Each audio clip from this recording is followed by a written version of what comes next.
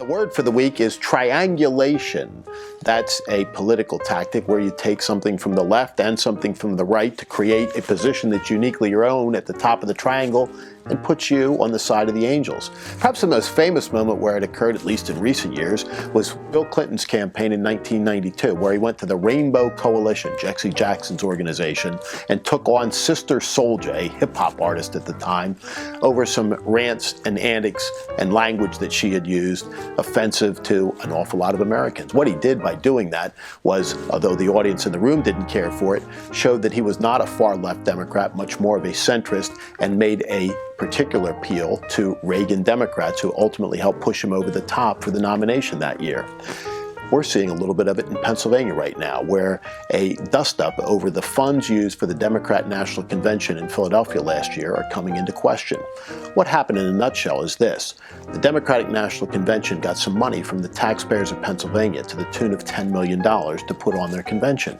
Nobody really quarreled with that. Putting on conventions in a state is a good thing for the state, the region, the city, etc. The Republicans held their convention in Philadelphia in 2000, and they got some public financing for that. But what happened was there was money left over. And so, rather than returning it to the taxpayers where it rightly should have gone, they used it for bonuses. Now, they'll say we didn't really use the taxpayers' money for bonuses, we used other money for bonuses, but anybody that knows anything about money knows it's fungible.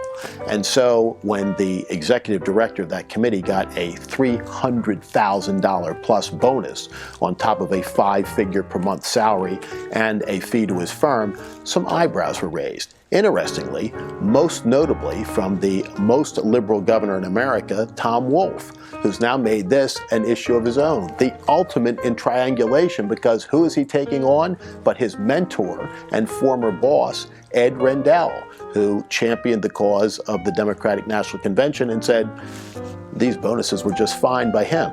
Ed Rendell never had a problem with spending other people's money.